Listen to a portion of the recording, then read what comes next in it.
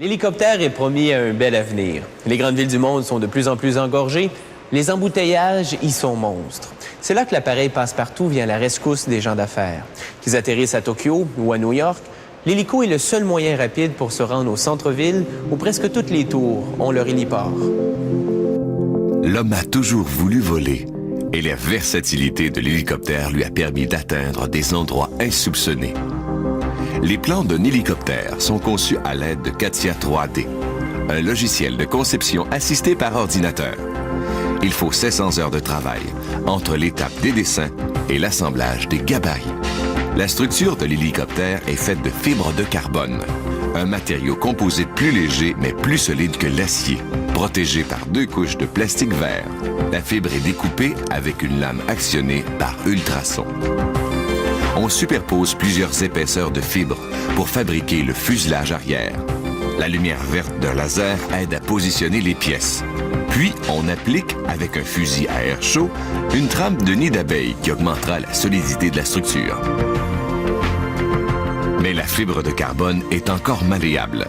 Pour qu'elle durcisse, il faut la cuire sous pression durant 10 heures dans ce four autoclave à 177 degrés.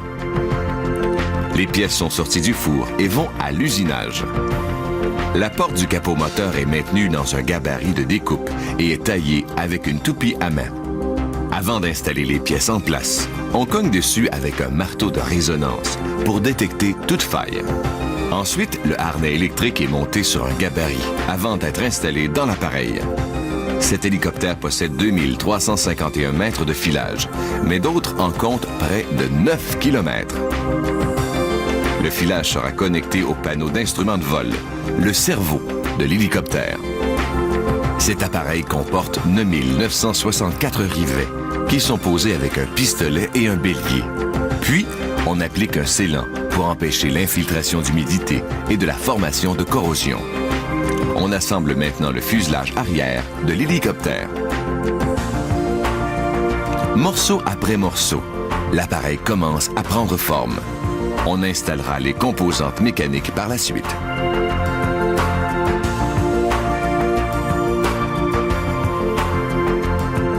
Le moteur a été livré. Celui-ci pèse environ 120 kg. Il doit être manipulé avec précaution. Parmi les autres composantes à installer, il y a le plateau cyclique sur lequel on installera les pales.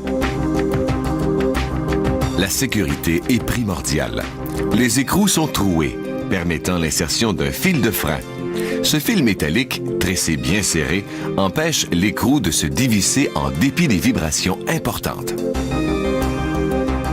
Maintenant, on boulonne les 4 pales qui feront voler l'hélicoptère. Pesant 41 kg chacune, elles sont fabriquées de matériaux composites et d'un alliage d'aluminium. Le tableau de bord est installé dans le cockpit et tous les fils sont raccordés. Le contact est mis et tout fonctionne correctement. Il ne reste qu'à terminer la finition intérieure de l'appareil. On installe les sièges, les ceintures de sécurité, les consoles, les cloisons, les vitres, les portes, ainsi que les garnitures.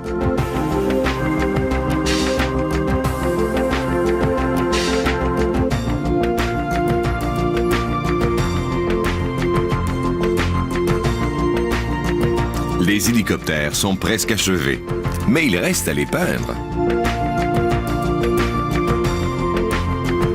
Terminé, l'hélicoptère est tracté à l'extérieur du bâtiment d'assemblage. Des essais de vol sont effectués pour vérifier le bon fonctionnement des composantes mécaniques et électroniques.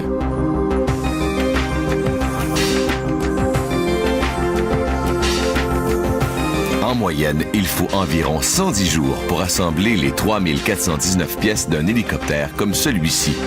On produit approximativement 185 appareils à chaque année.